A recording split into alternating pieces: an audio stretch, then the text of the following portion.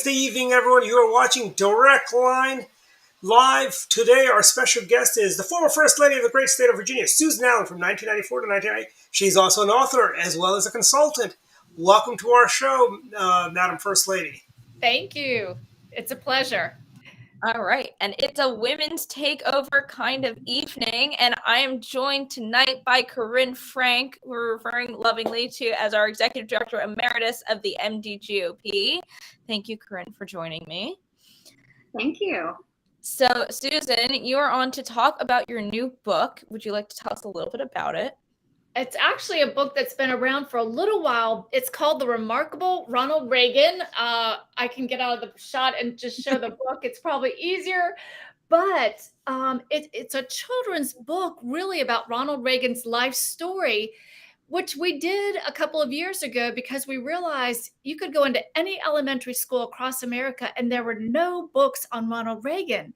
So how could any boy or girl just learn about a young boy who grew up basically in poverty in Illinois, with a dad who was not always around, not the best, a mom who taught him to read the Bible, a brother who he kibitzed around town with in Dixon, Illinois, a young boy in Reagan who grew up wanting to be an actor and went on to be a governor and a president. So how would any young American child learn the American dream through this role model without a book? So we created this book. It was illustrated by a woman who did illustrations for other publications, for Highlights magazine for one.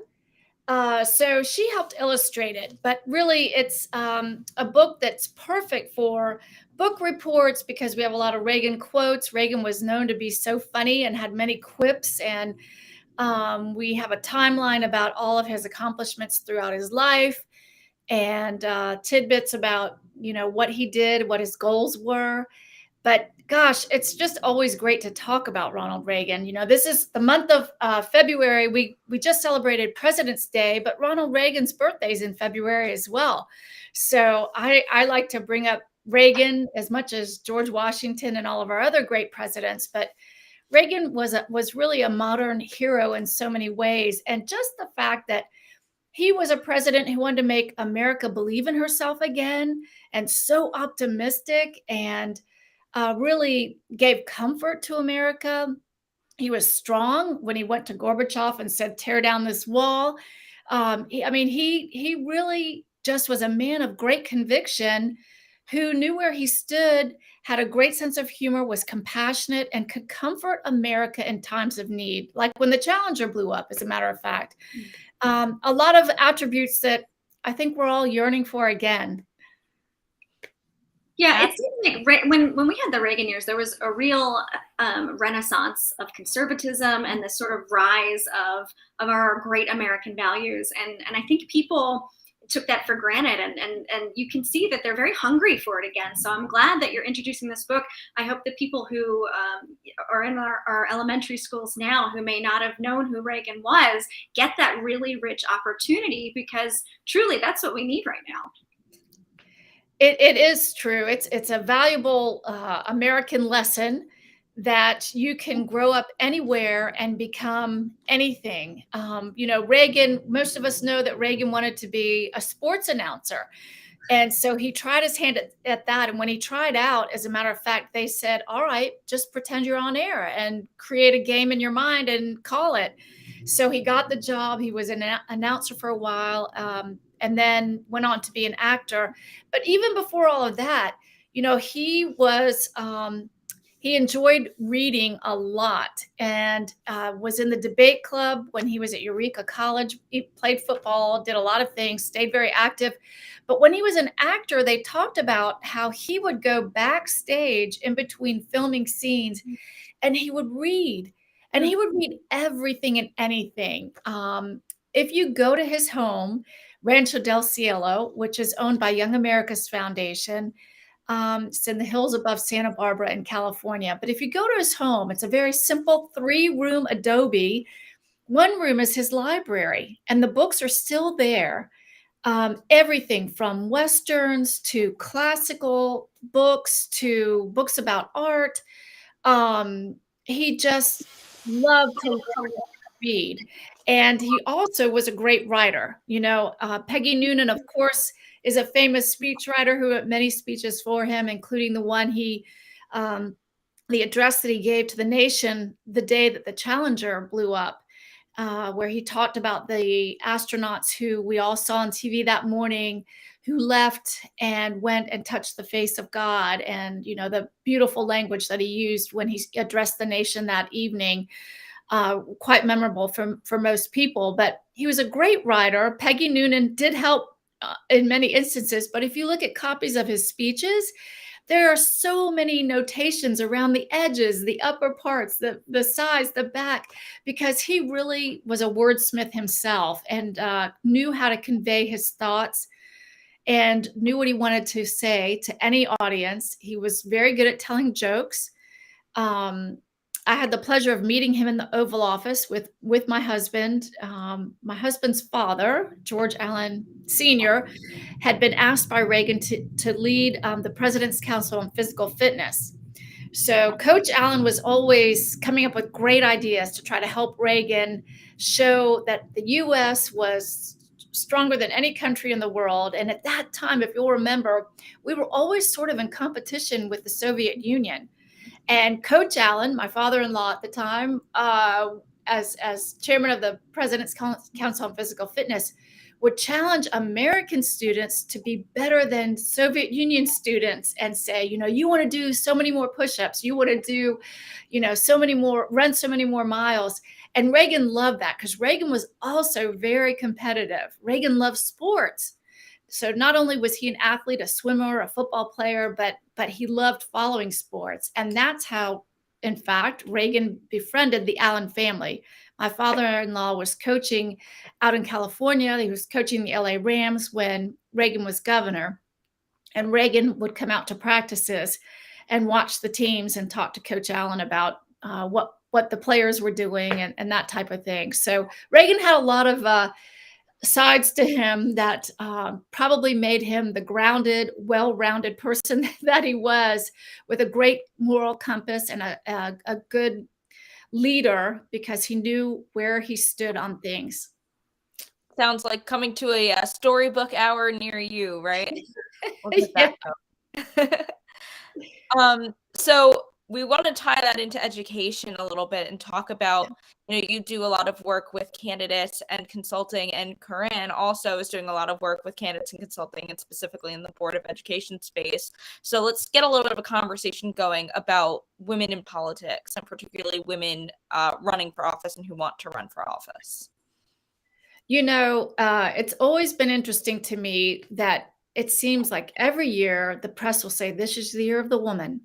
This is the year of, as though it's such a completely novel idea. And I can say that I think women have been involved in politics for a long, long time, and not necessarily always as a candidate. Yes, we have seen more women stepping up to the plate to run, but never underestimate what women do in all aspects of a campaign: fundraising, communications, making sure that policy is stated properly and pushed along. So women have had many, many roles in politics for a very long time. Am I excited to see a lot of women running for office? Yes, I am. On the other hand, I will also tell you that being married for 37 years to my husband, he ran first against a woman for Congress and won, and ran against a woman for governor and won. So I don't like it when people say that gender is such an important reason for choosing a candidate. I like to say I want to vote for a person based on their ideas, their mission, what they want to accomplish. And again, I think women need to be encouraged to be involved in all levels of campaigns and all levels of government, of course. Their voices are very, very important. And we've even tried to do a lot in Virginia through the years by creating sort of a campaign school. We had the Jennifer Byler Institute, which I was one of the founding members for. And again, we did a year-long series of training sessions trying to help women navigate politics in all realms, from being an appointed person by the governor. The governor of Virginia appoints 4,000 positions. And so, you need good qualified people to serve on different boards and commissions. And so trying to encourage and teach women about different positions, places where they can have a strong voice in that realm. And of course, running at all levels up for office too, from board of supervisors to school board to soil and water conservation. And at the highest level, running for governor, lieutenant governor, attorney general in Virginia. So we love seeing women involved. Our Jen Kiggins just won our congressional race down here. George and I were both very involved in her campaign, and she ran a good race. Again, she never had to say what her gender was. You could look at her brochure and see. The main thing was she was right on the issues. And I think that's the most important thing for any female who's running.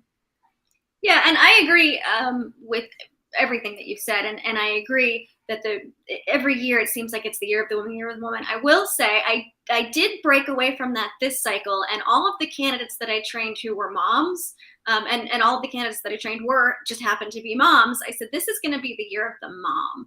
I said, with all of this Board of Ed stuff, all of these education issues are becoming mainstream issues, and people are really focusing on them. So while I do agree you should never vote for somebody based on their gender, I did see a real activation of a very particular type of candidate, and that was exciting too. That is such a great point. And if you've ever heard Marsha Blackburn speak or read her book about how she got involved in politics, I love Marsha. And she was just a mom who got very involved in her PTA, and then she got really worried about them raising taxes. And so she used her skills that she had honed as head of the PTA, garnering support on issues that were really important in the school system, and used those skills to really leverage her candidacy. And I've given a lot of talks to women and through the years about never underestimating your own skills and capabilities that you earn and learn at every stage of your life. I mean, by virtue of being women, we are the moms, the caretakers of parents, siblings, other relatives. And we go through different stages in our lives where we may not be employed, but we are super busy with other jobs. We may be volunteering, or we may have a job that takes us away, and we're still being a CEO of our home by finding help to take care of our children, feeding our family, whatever it is. So we come oftentimes to a place in politics with an incredible skill set, networking being amongst the top of our skill sets. So I really think that women oftentimes underestimate their abilities, even though they haven't tested them in politics. And so just so you know, I also started in PTA. I was a PTA president. And when I ran for office, it was so amazing. Somebody actually asked me, well, what qualifications do you have? And I said, well, I ran a PTA. If I can run a PTA, I can run a campaign. And they really are a very similar skill set. I said, I raised money. I followed bylaws. I worked with lots of different groups and lots of different committees to get things done. I mean, it really is, you just work up the ladder. And if you can run a nonprofit, I mean, that's a major skill set. And a lot of folks in PTA would say, oh no, I'm not political. I'm like, you don't have to be political. You're focused on these issues. These are important, So I think that's a great point. And I totally agree with you that women don't see that as maybe a political asset or a value in the political world, but it really is. Absolutely. And you're a prime example of that. So congrats on pulling it all together. I think that's great. And likewise, I also like to talk to women about the ability to step away from a career where they are being paid outside the home, to use those skills by enhancing their community. Because oftentimes in today's world, especially, I look at our 34-year-old daughter and the difficulty she has of, should I stay in the career field that I'm in, or should I stay at home with my 2-year-old? It's a tough choice, and women always have to, grapple with that. But you have skills that you learn in the workforce that also can be used as a volunteer in a school that is extremely valuable, or in your community, even if you don't have children, if you're running a nonprofit or working with a nonprofit as a volunteer, again, the skill sets that women bring so often are underrated, but so very valuable for enhancing what they aim to do. Absolutely.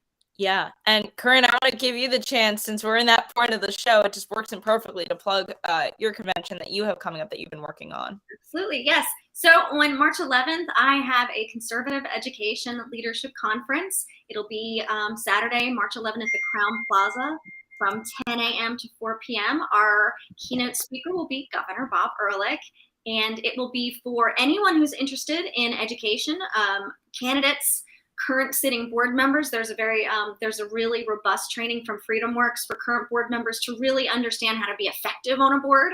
And then there's also training for grassroots candidates so that they can support those candidates and those sitting board members as effectively as possible and learn how to message and learn how to push against and be involved in policy as well. So we're really excited. I'm hoping to get as many folks in the door as we can. It's www.mapsboe.com/CELC for tickets. Yes, and I'm sure Dwight can find that link and throw that up there as well.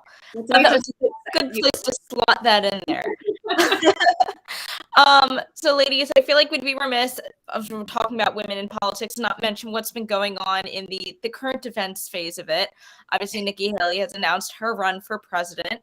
And it was met with some interesting reactions from the left, and they are continuing to attack her for her gender, which we'll get into in a second, and also her race as well. And, they're calling her a white supremacist, which I guess is nothing new when you're a Republican politician, but I think the thing that's really hit the mark was the Don Lemon's comment saying that she's past her prime as a woman, and Whoopi Goldberg kind of doubling down on that comment as well, and we're all women of various ages on this group, and I would say I don't think there is a such thing as a woman's prime. I think every single one of us is very much still living their best lives. That's amazing that they have Biden in office and they think Nikki Haley is past her prime. I just have to point that out.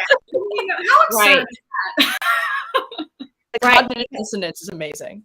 But I also love how Nikki has used it to her advantage, making up the koozies and the T-shirts and everything else.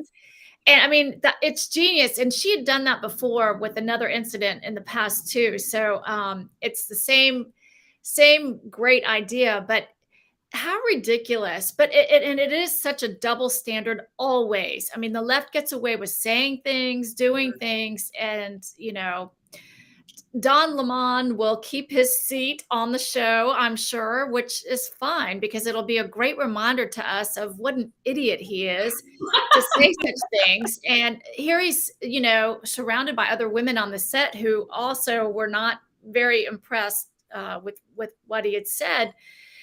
He just, whatever. I think Nikki has handled it well. I wish Nikki all the best. I'm a big fan of hers. George and I met her years ago when we were in South Carolina, and she was a delegate at the time in the legislature and thinking about running for governor. And I sat down at a picnic table with her. We were at a big Republican event, and somebody said, "This is going to be our next governor." And I looked at her and I said, "Oh, are you going to be?" And she said, "That's my goal." And sure enough, we followed her ever since, and consider her a friend. We had an interesting conversation with her at a football game, a Redskin football game, while she was ambassador to the UN. We asked her, how it was that she was managing, how she liked the job and how she felt about being a Trump appointee. And she said the good news for her was that because she was based out of New York, she felt very confident in making the decisions she needed to make. She had a direct line to the president and was sort of out of the everyday operations at the White House, which tended to be a little bit more difficult for everybody with the media and the intrigue, of what was going on, who was fighting with whom on at the White House. So she kind of worked things out on her own terms, and I think she's a great leader. I think she did a good job in South Carolina as governor. She went through a tough time there after the shootings in Charleston at the church, and she really worked hard to make sure that the state came together, that people felt like South Carolina was going to move forward in a modern way, that they were going to be super competitive, bring in new jobs. And she had a lot of goals and achieved a lot as governor. Yeah, if I were consulting Miss Haley right now, I think I would take that particular soundbite, and my campaign advice would be run with it. Nikki Haley's in prime time, or prime time Nikki Haley. Like I would just pound that message home and just make sure that people understood the rank hypocrisy of the left. And oh yeah, them of it at every turn that I could. Yeah, my marketing brain is going crazy again. Like you were saying, when I saw those koozies, the hold my beer koozies, I'm like, that's genius. I honestly think that Don Lemon did her the best favor with that comment, and that's just going to take it and take that momentum and run with it. That happens in politics sometimes. You can have somebody like a Terry McAuliffe say something about we don't need to listen to the parents, and a Glenn Young can say, "Oh yeah, really?" And all that makes all the difference. So, yes, I think this has really helped Nikki, and I think she will continue to run with it. And I just hope that she remains a part of the conversation as we move forward, looking at who our candidate's going to be in 2024. Who knows who else is going to end up. I guess there was another announcement last night of a candidate, and he was never on that Fox News board of potential candidates. Just swooped in from left field. Correct. And interestingly enough, Tim Scott has been speaking today, but hasn't really sounded like he's completely in. So I wonder if he's going to wait and see what happens. I don't know. It was interesting. I was listening to Chris Sununu's interview with Brett Baer yesterday. And one of the interesting things he had to say about, whether with President Trump potentially shooting that gap again and getting it, was that a lot of candidates know how to get into the race, but it's the candidate who has the strategic authority on when to get out of the race. That's what's interesting. And I think that that's something that we're going to have to really watch as we move further into the primary cycle. For sure. And we like Chris Sununu a lot too. His brother served in the Senate with George, and John and Kitty were good friends, and the whole Sununu family. And Chris has done a great job in New Hampshire, and I like what he says too. But he's right. Trump can walk away with the nomination if you have all of these other players out there kind of scooping up little bits, but Trump holds on to his own 33% or whatever the number may be. And I do give President Trump credit for trying to draw attention to what's going on in Ohio. I think the Biden administration has done a terrible job with this tragedy of the derailment in Ohio, how the president could ignore it, how the Buttigieg could put off going there for so long is just beyond me. But I don't know why. I don't know why they would think that was a good strategy. Yeah, it's definitely not. I think when we look at the presidential and going into the next cycle, I think you can actually bring that back to Reagan too. Reagan did an amazing job. You can't say that he was not tough. He was definitely tough. He took on communism. He took on really tough issues. But he always maintained his ability to be a statesman. And I think if we look at what works, I think that model really works. And I think you can be a tough person, and I think you can make strong statements, but you just have to keep that polish and that statesman-like attitude. And I think that if we have a candidate that does that, they'll do very well in the presidential. Well, that's been the hope for a long time. Reagan had a great sense of humor. And so when things would get kind of heated up, he would, make a joke or say something, kind of lighthearted, and that would diffuse the anger of the moment.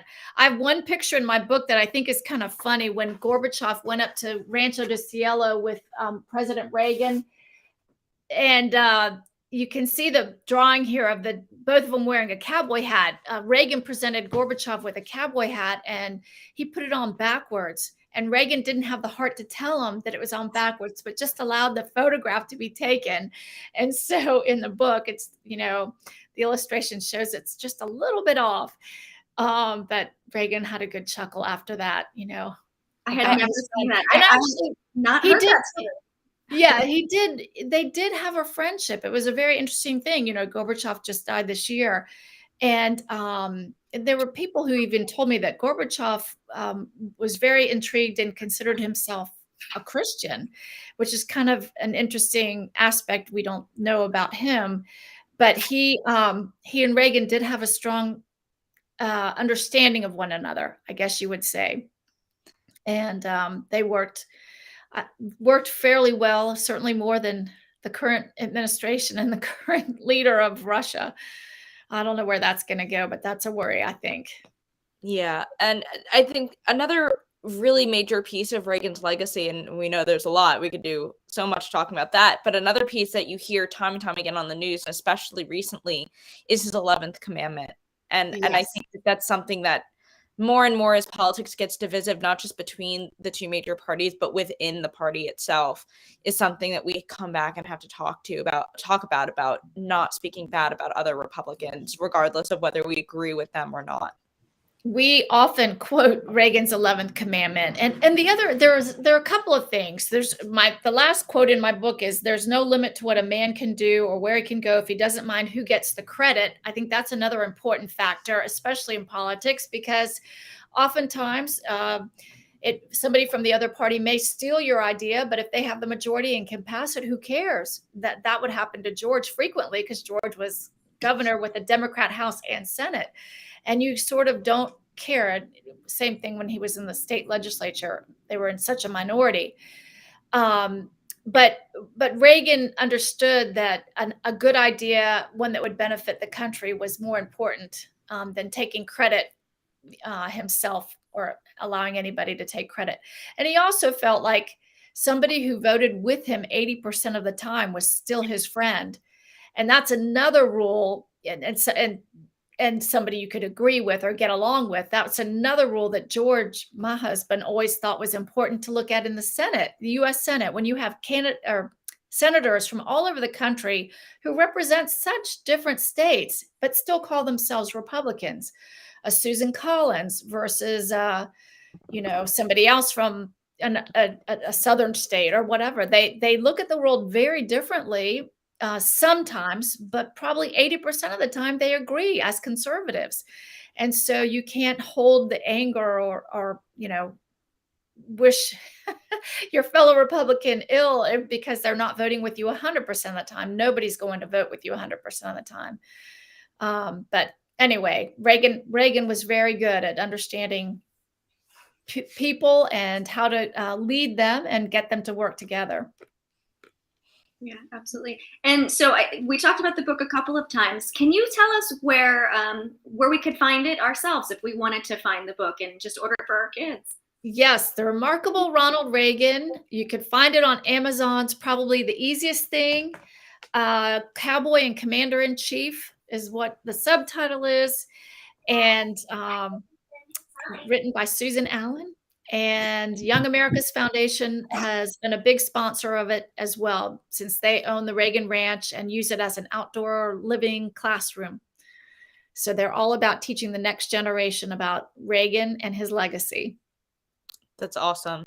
Yeah, and I definitely think, as somebody who wasn't alive during the Reagan years, he still had such a major influence on a lot of the young Republicans and their philosophy and outlook on conservatism. So keeping his legacy alive is so, so important. Yes, absolutely. Absolutely. So you said that could be found in schools as well. Is it just Virginia schools, or are there schools all across the country that have? Oh, no, across the country. In fact, Scholastic Books bought 10,000 of them to sell. You know how they do their little setup and sell books, which we were very happy about, because, again, the whole goal is just getting him into the school system. And as I've gone around talking about it the last couple of years, oftentimes groups will purchase them and put them in their local elementary schools or other schools. And just, again, to try to make sure people know about Ronald Reagan. I also have older people who buy it, and for their grandkids or to keep at their house. And I always remind them, if they knew Reagan or had stories about Reagan or memories of what Reagan meant to them, to write it on the inside of the book. So it's more of a family heirloom with their memories of Reagan, because he did have such an impact on so many people. And for conservatives, I mean, there was nobody like him, and never will be, actually. Yeah. Get that from my nephew. Yeah. Do you do storytime hour with the book? Do you go around to libraries and do that? I do. I go into schools, but I speak to all sorts of groups. You know, I consider talking about Reagan the happy talk. It's really nice to look back on those years. Yes, there were some tough times, and yes, the press was mean to him, and you know, there were things that his you know, during his era that weren't perfect. But overall, he certainly had the right perspectives and goals, and had a great love and passion for our country and making it better, making it that shining city on the hill. So I can't see the future, but I get the feeling you're going to be getting a couple of requests from some different counties in Maryland to be doing a book reading and a signing, I'm sure. Happy to. Love my friends in Maryland. Bet they've been good to us through the years too. We've always enjoyed being together, and we love people who just have a passion for making sure that good governance occurs wherever they live. So I want to take a couple minutes to shift to Virginia politics, because I always find it so fascinating. You guys never have a day off. I mean, you just had another special election that unfortunately didn't go in our favor, but I mean, to constantly hear about, oh yeah, we got another special election, and and I'm sure like Corinne's executive director brain is like freaks out thinking about all of that. But can you talk a little bit about what's going on with Virginia politics and the constant on that's going on? Well, you know, we set up years ago, we set up our governor's race to occur after the presidential year. So Virginia and New Jersey are the only two states that have a presidential election the year following, or a governor's election, excuse me, following a presidential election. Then you have your regular, you know, cycle of Senate and congressional races and your state legislative races. So every year is an election year in Virginia, and a big year. So this year, the whole legislature will be up. It'll be interesting to see the switches with redistricting. A lot of the Republicans and Democrats were paired against their own party, candidates from their own party. So some are stepping aside and deciding not to run. Others are in heated battles, which is always the case. But I think it's an interesting time in Virginia. We love having Governor Youngkin. Winsome Sears does a good job as lieutenant governor, but remember, the lieutenant governor really is a very part-time job. The only thing she does is, you know, settle the score in the Senate when there's a tie, but otherwise she's free the rest of the year. The session's going to end this weekend. The legislature will be done. I don't think the governor will call them back in for a special session, but he may on some budget items. I don't know how that's going to go down. The House and the Senate were so divided this year, the House being Republican, the Senate Democrat, that really very little was able to go through both houses to go onto the governor's desk. The Virginia governor position is one of the most powerful political positions in the country, because the power of appointment, 4,000 appointments, the ability to do anything when the legislature is out of session, gives the Virginia governor a lot of power. That's why our governor only serves one 4-year term, because of our Constitution being allowing the governor so much power. So it's an interesting time. Our congressional races did not go the way we had hoped this past year.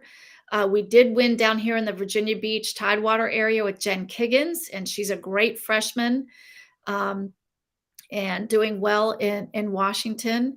I think what's happened across the country, though, with redistricting is that Democrat districts are more Democrat and Republican districts are more Republican.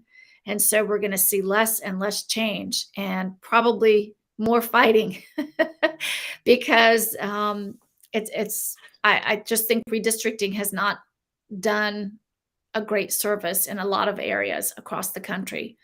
So it's going to be, you know, a bottleneck in a lot of for a lot of issues for a long period of time. And this is what happens when you have critters and in the dog agrees. No, and it's going to be interesting. And I think you're right about the impact of redistricting. This was my first redistricting cycle really being actively engaged in politics. And I do think that is it sustainable long term, the way that we're doing this, and that things are just becoming so hyper partisan, and the maps are going to go in the favor of whoever has control of the legislature, right? So it's like, is there going to be some kind of change in our lifetimes to the way that we do redistricting? Because it's a broken system, it seems like.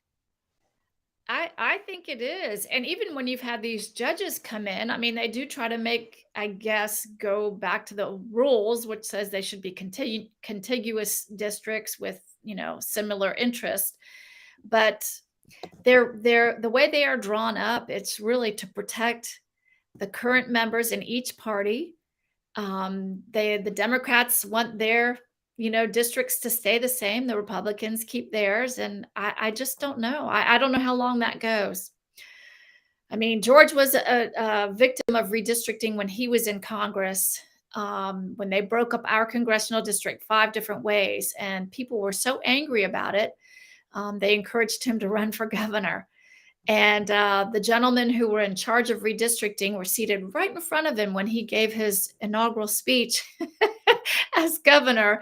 And I'm sure they did not look back fondly on the way they had drawn the congressional district to try to get rid of him, because then they had to deal with him as governor.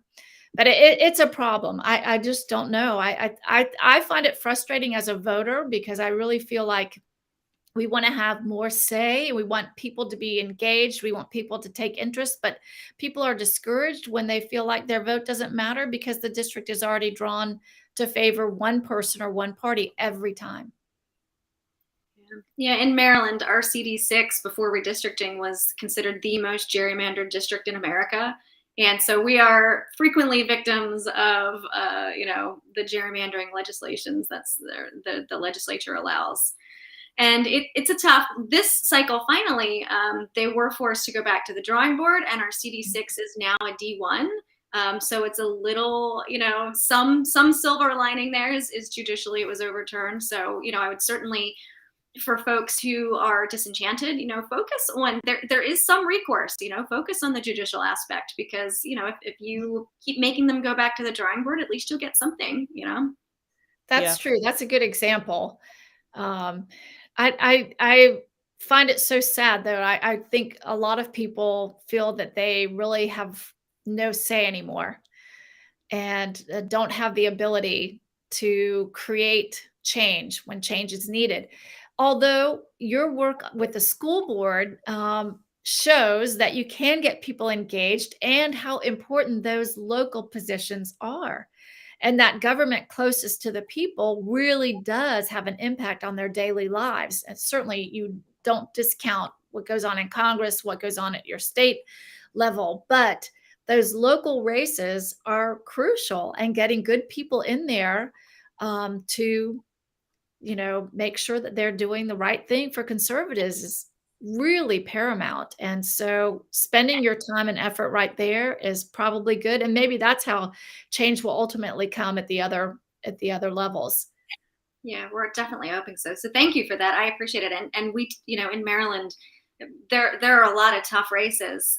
So school board, because we technically do have a majority of conservative counties, there was just no reason why we had these fully Democrat, boards. And it was just so striking to me that we would have a totally red county, and it's nonpartisan. So people didn't realize that they had all Democrats on their board. So Right. we've been very intentional about trying to flip those, and we are slowly accomplishing that. So I'm excited that we have some, hopefully some long-term progress on that.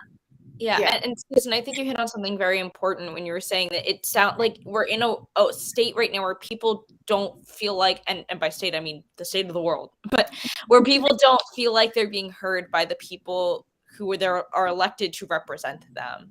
And that comes with school board, that comes with, what's going on in Ohio.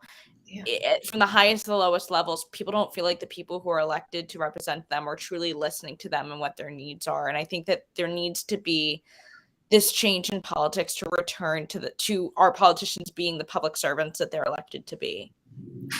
So true. I mean, the Jefferson model of, staying out amongst the people and being engaged, and then going back to your job if you're a legislator, whether it was farming or selling insurance, whatever it is, but doing real life activities so that you don't lose touch with what normal people are doing every day, fighting the regulations on their business or fighting higher taxes or whatever it is. That Jeffersonian model really served our country well. I mean, obviously there were bad things about the way the Senate was elected and that type of thing, or appointed. But generally speaking, the idea of being out amongst the voters and making sure they feel like they are being truly represented. I fear for our future when I see people step away from their responsibility of voting and being engaged in their representation. And we've got to make them feel like it does count, their voice does count, and their involvement is really important. And so keeping women involved as networkers is a big part of that. And I think a really great way to make sure that they feel their voices will be heard. And they are a big part of the system. The moral of the story for the evening. Well, we're coming up on the end of the show, so I want to see if either one of you had anything else you'd like to discuss. Real life family goes on while you're doing everything. Yeah, I think my daughter's singing in the background. So. I think you can hear it. Multitasking as women. I think that's life telling us to start wrapping up then. So ladies, thank you so much for joining me. I feel like we had a lot of great conversation tonight. And hopefully we get to do this again soon. And thank you everybody for watching. We'll be back again next Wednesday with another great guest. Have a great night. Thank you all so much. Take care. Bye-bye.